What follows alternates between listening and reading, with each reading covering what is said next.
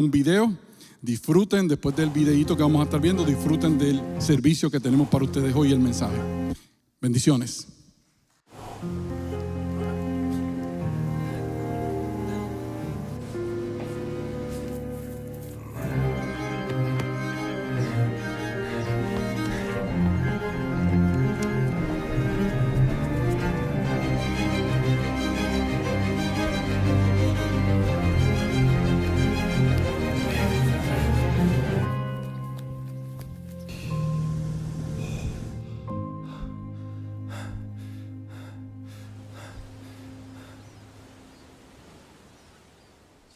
Familia, ¿cuántos estamos listos? Dale fuerte el aplauso a Dios.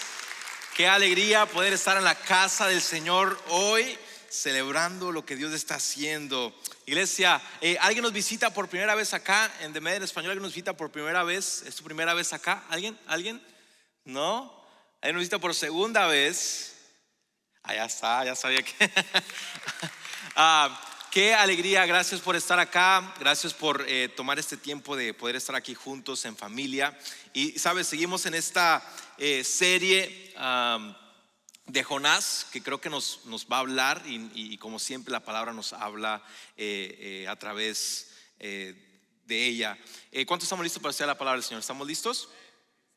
Quiero que abras tu Biblia en Jonás, capítulo 1, versículo 4. Y vamos a leer del 4 al 6, pero en realidad vamos a estar viendo desde el 4 hasta el 16. Pero vamos a leer solamente estos capítulos para poder iniciar y después vamos a ir desarrollando. Si puedes ponerte de pie para estudiar, para leer la palabra del Señor. Y si lo tienes, puedes decir, I got it. I got it. Jonás está antes de Miqueas y después de Abdías. Es uno de los libros pequeños, así que vas a encontrar muchos pequeños libros, así que de repente puede ser un poco ahí retante de poder encontrar Jonás. Pero dice la palabra de Dios, versículo 4, dice: pero el Señor lanzó sobre el mar un fuerte viento y se desencadenó una tormenta tan violenta que el barco amenazaba con hacerse pedazos. Todos los marineros tenían miedo y cada uno clamaba a su Dios. Y arrojando el cargamento al mar para aligerar el barco, Jonás en cambio había bajado al fondo de la nave para acostarse y dormía profundamente. El capitán del barco se le acercó y le dijo: ¿cómo puedes estar dormido? Levántate, clama a tu Dios, quizás tenga piedad de nosotros y no perezcamos. Padre, te damos gracias porque tu palabra es verdad. Gracias, Señor, porque tu palabra nos habla. Y Señor, tu palabra habla a nuestros corazones, Señor, y no queremos agregarle, ni ponerle, ni quitarle, Señor. Queremos hablar tu palabra con fidelidad, Señor. Gracias, Padre, porque yo solamente puedo hablar al intelecto de las personas, Padre, pero tú puedes hablar a los corazones, Señor, y transformar nuestras vidas, Padre. En el nombre de Jesús, amén. Puedes sentarte, iglesia. Sabes, la semana pasada estuvimos mirando un poco de la historia de quién era Jonás y el pastor Key nos dio un poco del contexto de la historia del libro de Jonás. El libro de Jonás es uno de los más pequeños de la Biblia.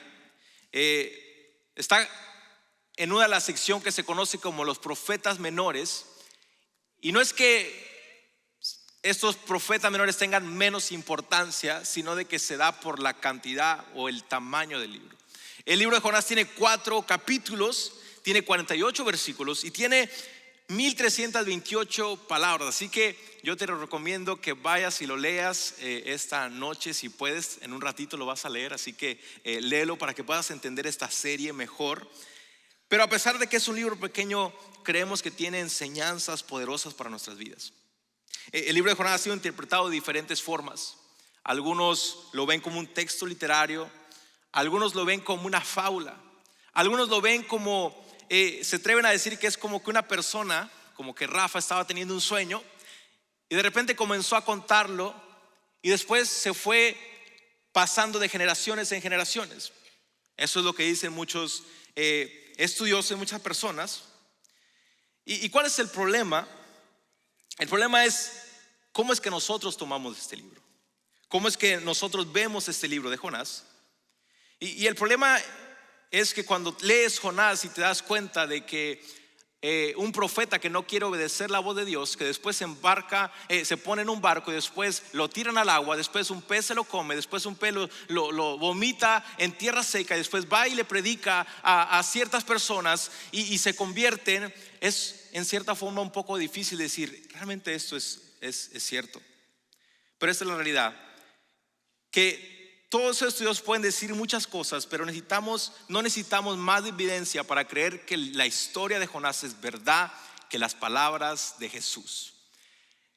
La palabra de Jesús, él dice en Mateo 12:40, dice, porque así como Jonás estuvo 3 días y 3 noches en el vientre de un enorme pez, también 3 días y 3 noches estará el Hijo del Hombre en el corazón de la tierra.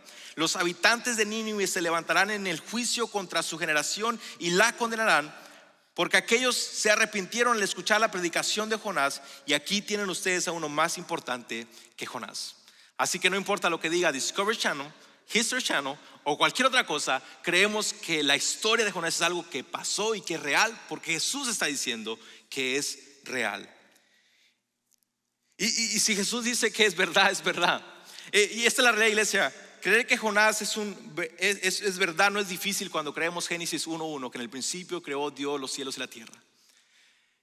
Que todo lo que vemos hoy, que las montañas, los ríos, los mares y toda la creación fue creada por la palabra de Dios, entonces creer la historia de Jonás es algo simple. Si creemos que tenemos un Dios que puede hacer todas estas cosas, también creemos que tenemos un Dios que puede mandar una tormenta, puede mandar un pez a un profeta que no quiere escuchar la voz de Dios. Ahora, te hago una pregunta rápidamente. Si tú sigues a Jesús y crees en Jesús, ¿cuántos queremos escuchar la voz de Dios?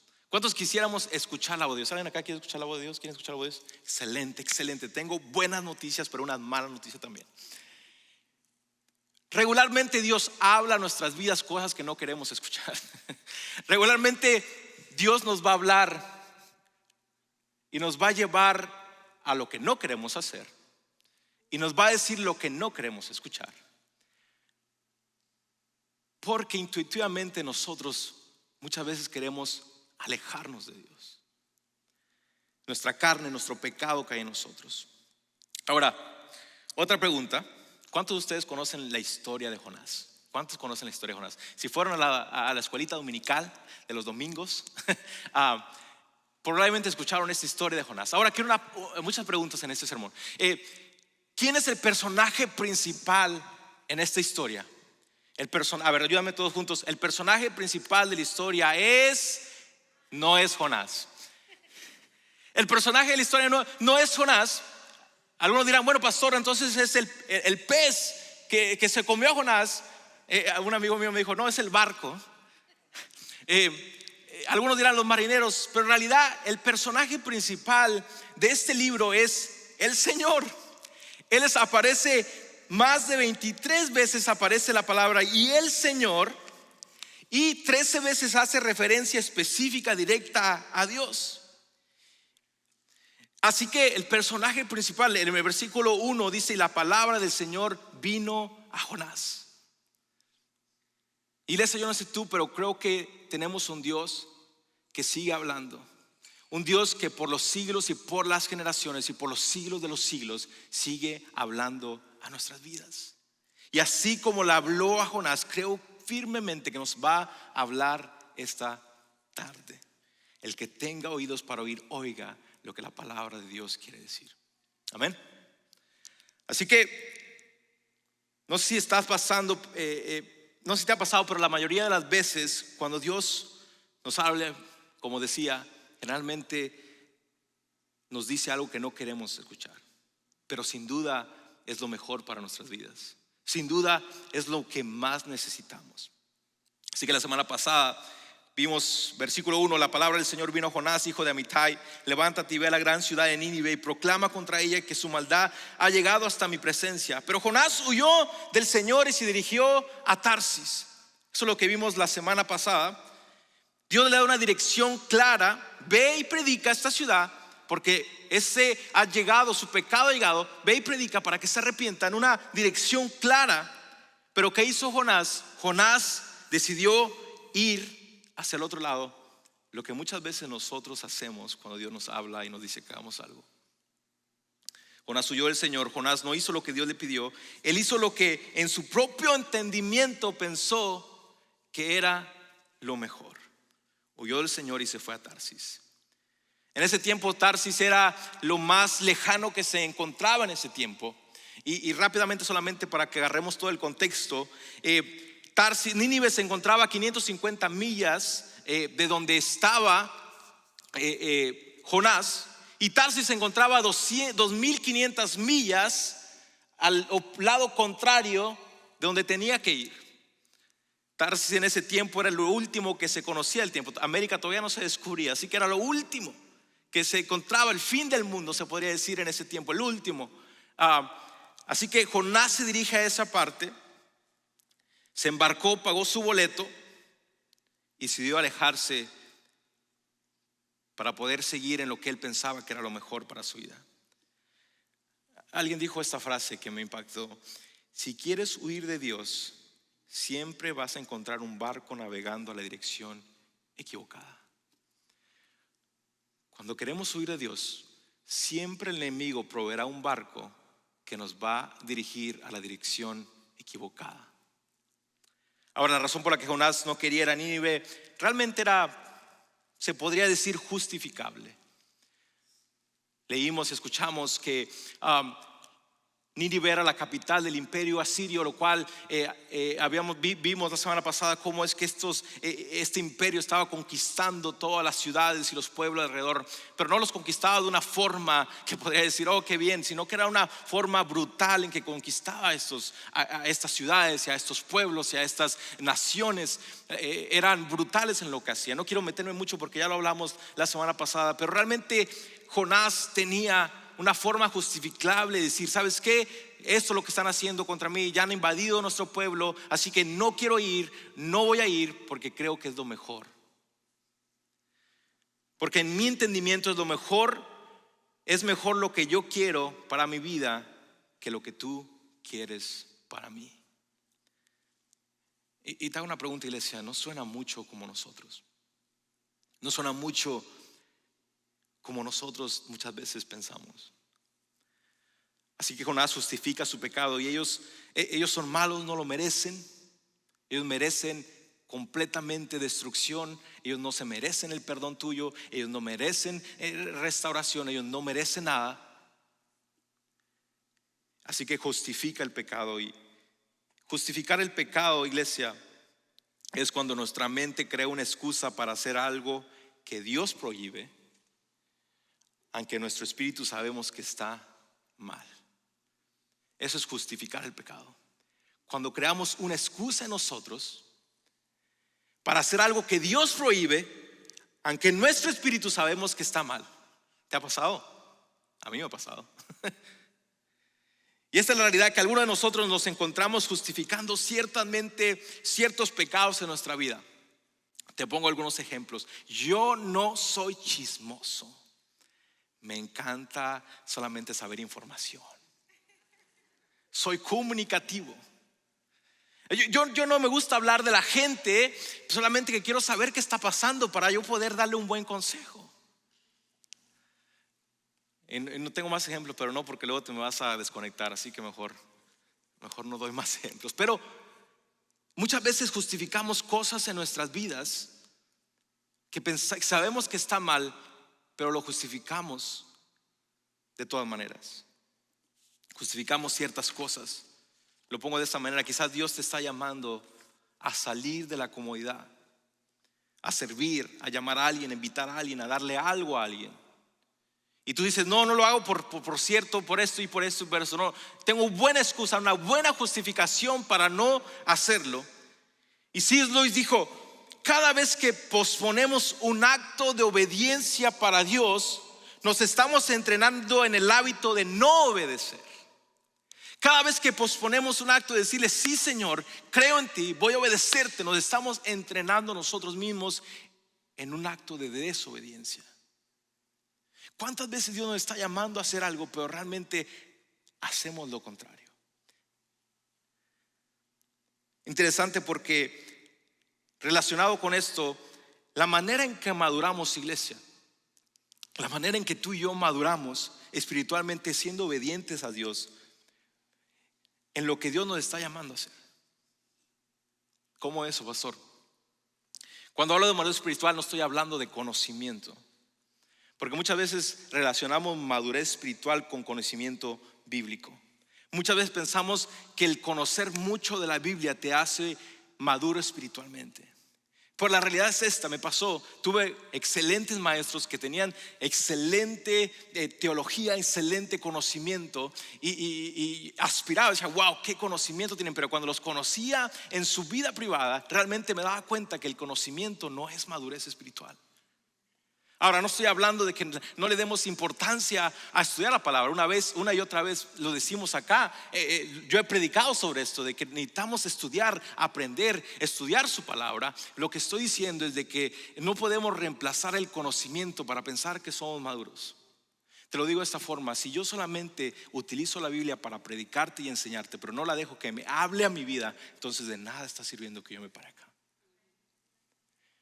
Si yo solamente lo que estudio es para dártelo y no lo estoy haciendo como un espejo para que me hable a mi vida, entonces de nada sirve. Y quizás tú te salves, pero yo no me salve.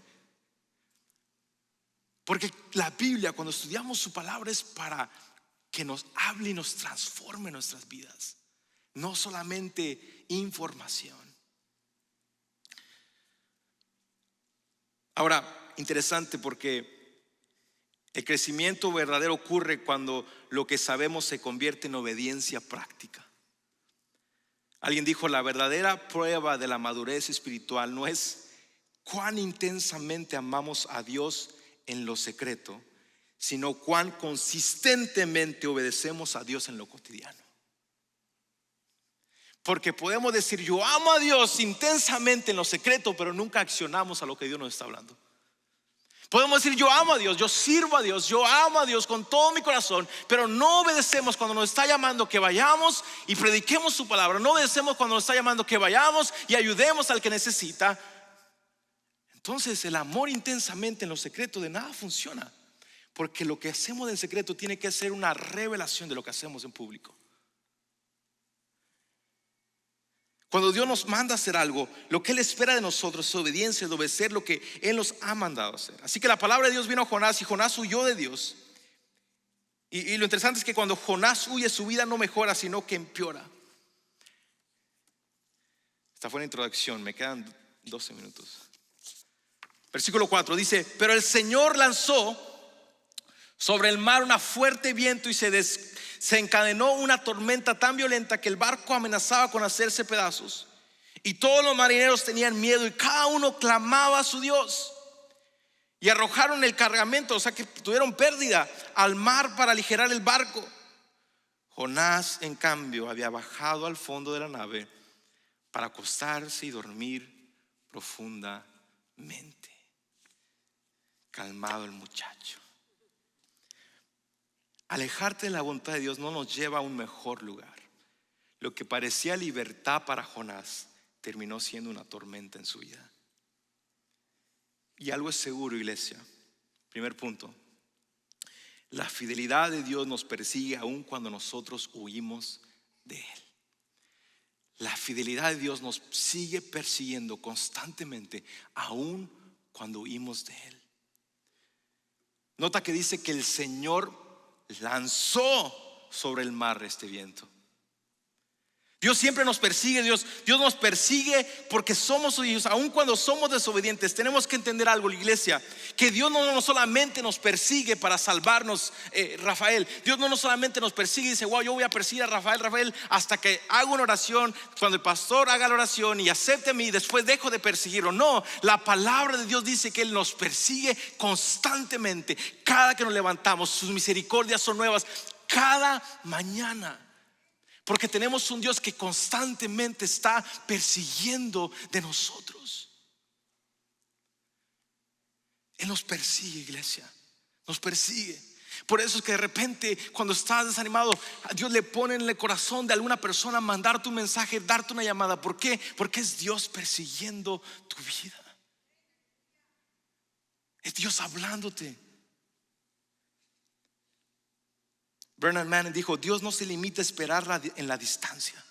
Cuando nos hundimos en nuestra necedad, Él entra a las aguas profundas de la tormenta, aún a riesgo de ser rechazado. No hay tope para su perseverancia, ni frialdad humana que apague su fuego. Él siempre nos persigue, y por eso es que por la gracia de Dios estamos acá. Es por eso que por la gracia de Dios estoy aquí predicando, porque el Señor me sigue y me sigue persiguiendo todos los días. Iglesia, necesitamos entender algo, iglesia. Dios no nos muestra indiferencia frente a nuestra necedad de hacer lo que queremos, sino que nos disciplina porque nos ama. Hebreos 12:5 dice: el Señor disciplina a los que ama. Con este versículo de ninguna manera quiero hablar rápidamente, hacer un paréntesis. Con esto no estoy diciendo que si dices: esto me da permiso para golpear a mi hijo. De ninguna manera estoy diciendo eso. No estoy hablando de ese tipo de disciplina. Estoy hablando de una disciplina que es con amor. Cuando disciplinas a tu hijo, lo disciplinas con amor. Por eso Pablo le dice: no hagan enfurecer a sus hijos. Cuando disciplínenlo con amor, para que él pueda entender que lo estás haciendo con amor. Hay una disciplina que muchas veces no nos gusta, pero sin duda es la mejor para nuestras vidas. Sin duda el Padre sabe lo que es mejor para nosotros. Y así como un buen padre corrige con amor, Dios también nos corrige a nosotros porque nos ama. Él envía tormentas muchas veces, no para destruirnos, sino para mostrarnos su amor. Debemos estar contentos de que Dios nos ama lo suficiente para corregirnos. Dios envió la tormenta a Jonás no por enojo, sino por amor. Dios vio la devastación que el orgullo de un hombre iba a provocar, no solamente en una ciudad, sino en los que iban en el barco. Así que por eso tuvo que mandar la tormenta. Por su misericordia es que somos todos los días restaurados. También debemos recordar que Dios no es el autor del mal. Santiago 1:13 dice: cuando alguno sea tentado, no diga que es tentado de parte de Dios, porque Dios no puede ser tentado por el mal, ni Él tienta a nadie.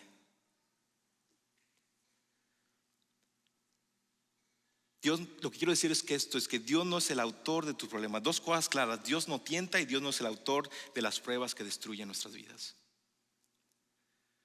Pero pienso en esto, pienso en mi hijo Lucas. Cuando lo miro, realmente lo que deseo para mí, y hoy estoy celebrando mi primer día del padre, cuando pienso en él, lo único que deseo para Lucas es lo mejor. Quiero bendecirlo, quiero que todo le vaya bien en la vida. Quiero bendecirlo mientras que esté bajo mi cuidado, bajo mi hogar. Lo único que deseo para él es bendición. Pero va a haber momentos en la vida de Lucas que va a salir corriendo para la calle y sé que hay un tráfico que puede atropellarlo. Voy a tener que agarrarlo y jalarlo para atrás. ¿Por qué? Porque mi cuidado para él, quizás en eso lo entiendo: mi papá me jaló, pero tengo que cuidarlo de que nada lo destruya. Y si yo, siendo pecador, tengo ese amor para mi hijo Lucas, cuánto más nuestro Dios, nuestro Creador, tiene un amor mucho mayor para con nosotros. Y muchas veces tiene que mandar tormentas de nuestra vida para que podamos entender que estamos en la dirección incorrecta y podamos regresar a Él. Él sabe, así como yo sé cómo terminará la vida de Lucas si va por la dirección incorrecta, Dios sabe cómo terminará nuestra vida si vamos por la dirección incorrecta. Dice versículo 5: todos los marineros tenían miedo y cada uno clamaba a su Dios y arrojaban el cargamento al mar para aligerar el barco. Número 2, identifiquemos la causa de nuestras tormentas. Algo interesante que notamos en estos versículos es que el pecado no solamente te afecta a ti, sino que puede impactar a las personas que te rodean. Nuestro pecado, iglesia, tiene consecuencias y muchas veces alcanza a otros. Los marineros no habían hecho nada malo. Los marineros no habían desobedecido a Dios. No estaban huyendo de un llamado, ellos simplemente estaban en el mismo barco que Jonás. Y a veces tú y yo estamos en tormentas que no causamos, pero que son consecuencia de con quién decidimos navegar en la vida.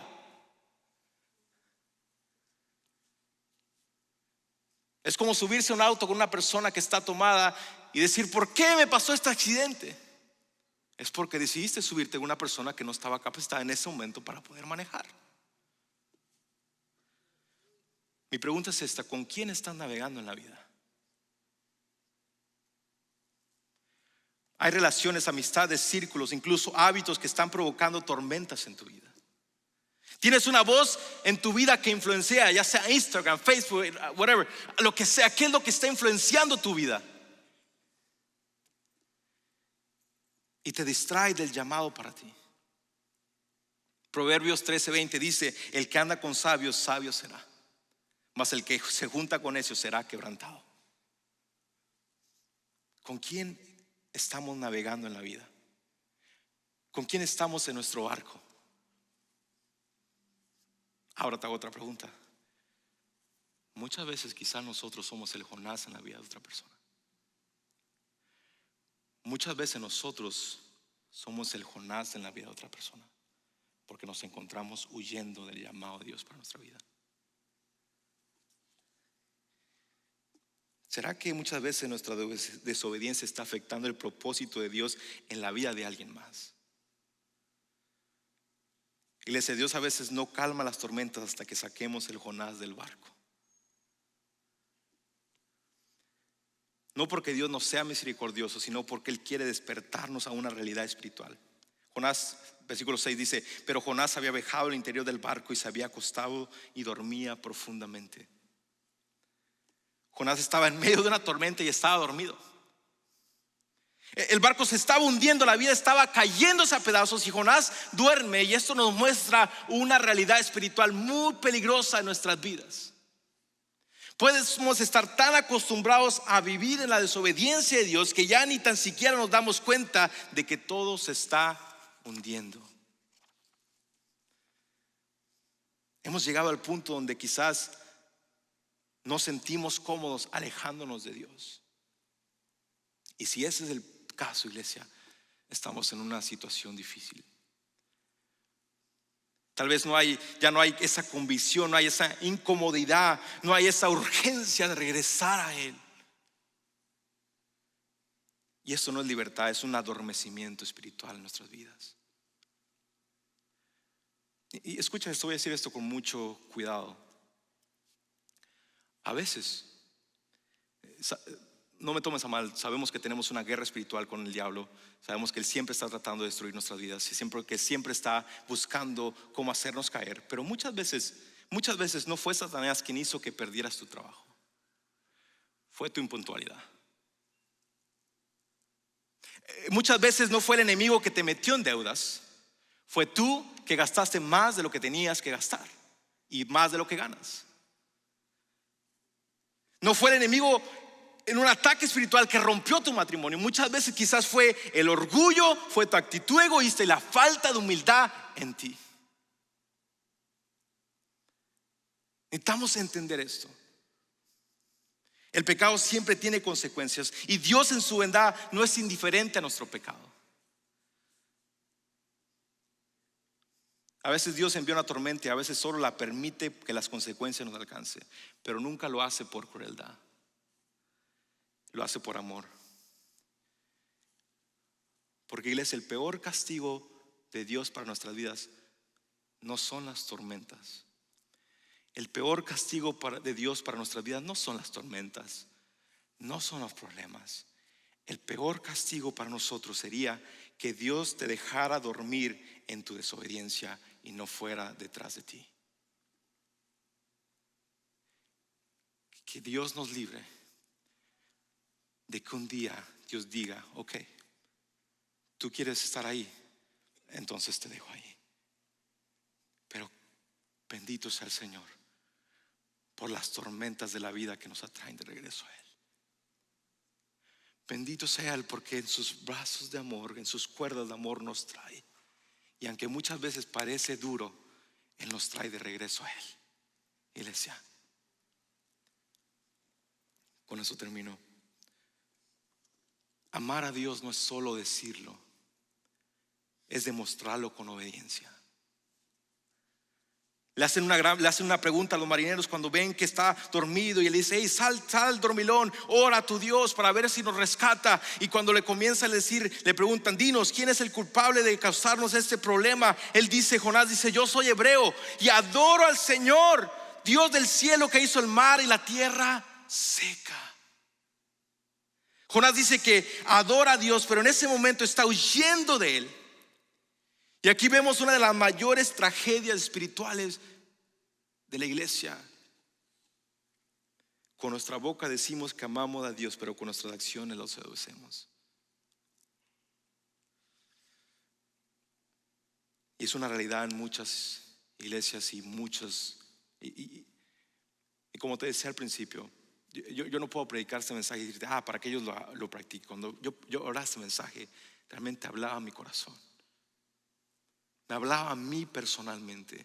¿Cuántas veces digo: Señor, yo te adoro, yo te sirvo, Señor, yo predico, Señor, yo soy pastor, Señor, yo te sirvo, y me encuentro haciéndolo completamente contrario? Yo soy cristiano, yo adoro, pero vivimos justificando el pecado y viviendo desobedeciendo a Dios. Te hago una pregunta: ¿dónde está tu vida? ¿Dónde en tu vida estás justificando algo que sabes que no agrada a Dios? Y olvidemos, porque muchas veces tenemos decir: ¿por qué no vino fulanito para que escuchara este mensaje que era especialmente para él? Pero realmente creo que este mensaje es para nosotros como iglesia.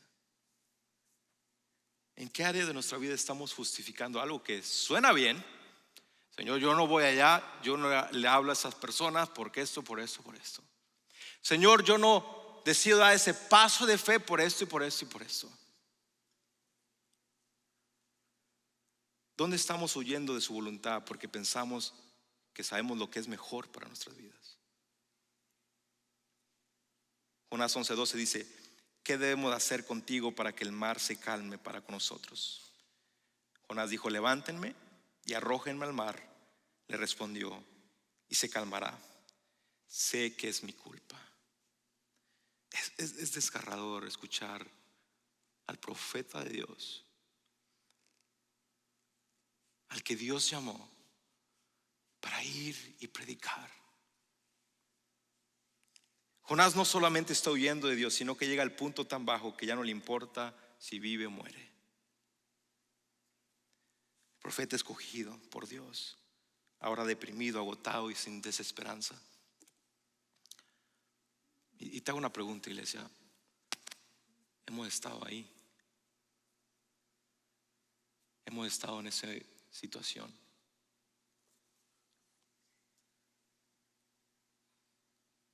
O quizás estamos en ese momento ahora mismo. Quizás nos encontramos ahí, alejados, huyendo de Dios. Y sabemos que Dios nos está llamando a hacer algo, pero seguimos poniendo buenas excusas. Nada malo, pero Dios nos está llamando. ¿En qué Dios te está llamando? ¿Y qué es eso que es stirring, está ahí dentro de tu corazón? Y se está diciendo: ese es para ti.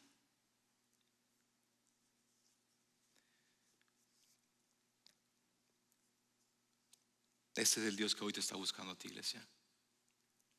Es el Dios que nos sigue buscando constantemente y te sigue buscando todos los días. Y nos sigue buscando y nos seguirá buscando. Es el Dios que hoy te busca, ese Dios que es refugio, que es fuerza, que es torre fuerte, que es un Dios compasivo, un Dios generoso, un Dios que te perdona y un Dios que te restaura, que nunca nos va a abandonar, iglesia. Ese es el Dios que nos está buscando.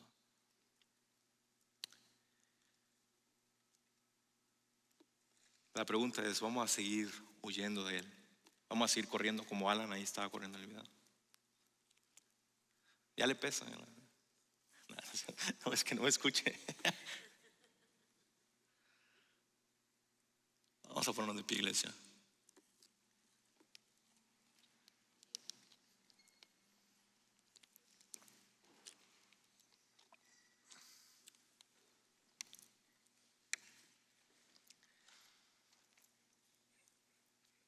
Esta es mi pregunta para ti.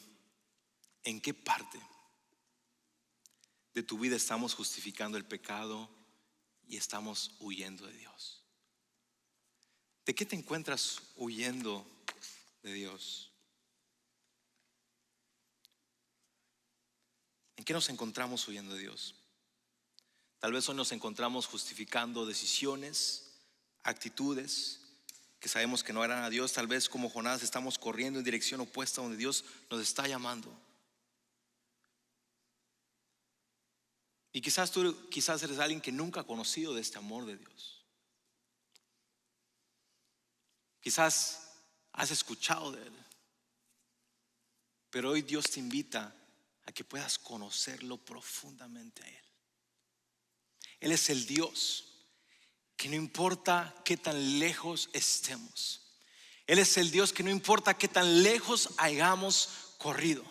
Él es el Dios que sigue buscándote, que sigue llamándote. Es el Dios que seguirá llamándonos siempre. ¿Por qué? Porque nos ama, iglesia. Porque te ama a ti, iglesia. Y te amó tanto que envió a su único hijo a la cruz del Calvario a morir por ti y por mí, porque sabía que necesitamos un mediador entre Dios y los hombres, y ese mediador es Cristo Jesús. Y en Él, iglesia, tenemos vida. En Él tenemos la restauración de nuestras almas. Y si ese eres tú, y si hoy te encuentras huyendo de Dios, o quizás tú dices: yo necesito rendir esto a Dios hoy, quiero que cierres tus ojitos ahí donde tú estás. Y si necesitas arrodillarte, pide que te den espacio. Si necesitas arrodillarte, si necesitas venir acá al frente y decirle: Señor, estoy cansado de correr. Decirle: Señor, estoy cansado, Señor, de huir y necesito volver a ti. Necesito regresar a ti, Señor. Quizás te encuentras en una tormenta de la vida, y esa tormenta no es para destruirte, es para traerte de regreso a los brazos del Padre. Y que así como el hijo pródigo dijo, levantó su mirada y dijo: volveré a la casa de mi padre, así puedas hoy venir delante de Él y decir: Señor, aquí está mi vida. Si tú quieres entregarle tu vida al Señor, quiero que repitas esta oración conmigo. Dile: Señor Jesús, me arrepiento de todos mis pecados. Creo que eres el Hijo de Dios, que vino a la tierra a morir por mí.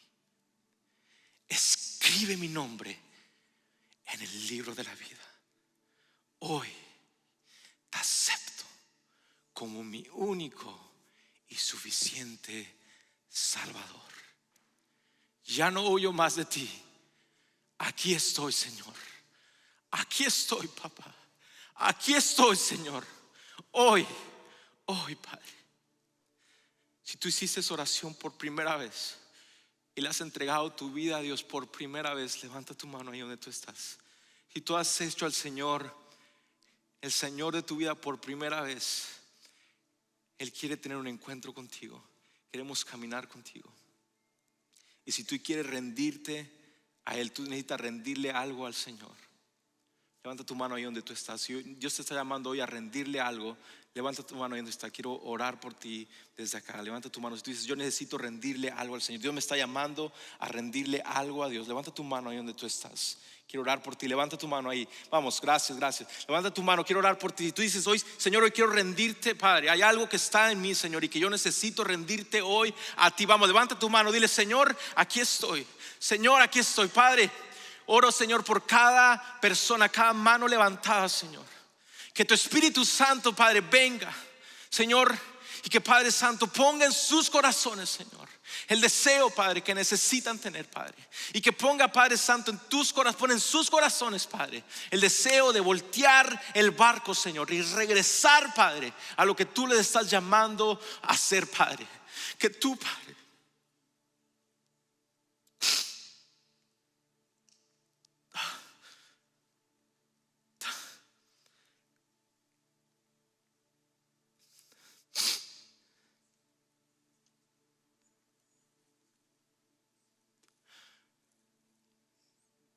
Padre, tú estás acá, Señor. Tú estás tocando los corazones, Padre.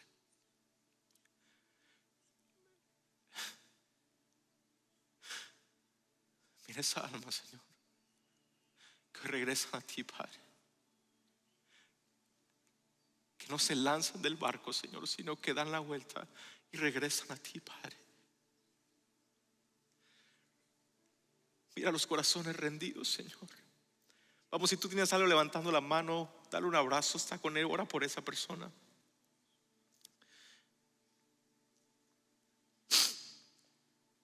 Hay corazones volviendo hoy al Padre, corazones volviendo hoy al Padre.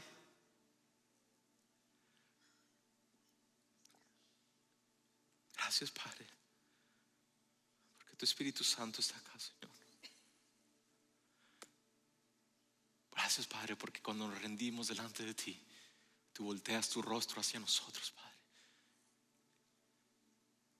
Nos habla, Señor. Gracias por tu iglesia. Gracias por tu iglesia. Gracias por tu sacrificio, Jesús, en la cruz. Tú transformas la vida, Padre. Y algo estoy seguro, Señor, que cuando tenemos un encuentro contigo, nada vuelve a ser igual. Déjame orar por ti, Padre. Gracias por tu iglesia, Señor. Bendigo tu iglesia, Padre. Bendícelo, Señor Jesús. Y a los Padres Santos durante la semana, que tu Espíritu Santo esté con ellos, Señor. Que la bendición del Padre, del Hijo y del Espíritu Santo esté con tu iglesia, Padre. En el nombre poderoso de Cristo Jesús. Iglesia, dale fuerte el aplauso a Dios. Dáselo fuerte, fuerte, fuerte. Fuerte, fuerte. Él es digno, iglesia. Vamos a hacerlo más fuerte. Él es digno. Él es el rey de esta casa. Amén. Iglesia, Dios te bendiga. Nos vemos el próximo domingo. Dale un fuerte abrazo al que tienes a tu lado. Ahí hay algunas camisas que estamos al final. Todo lo que se recaude es para ministerios, para las misiones. Así que si puedes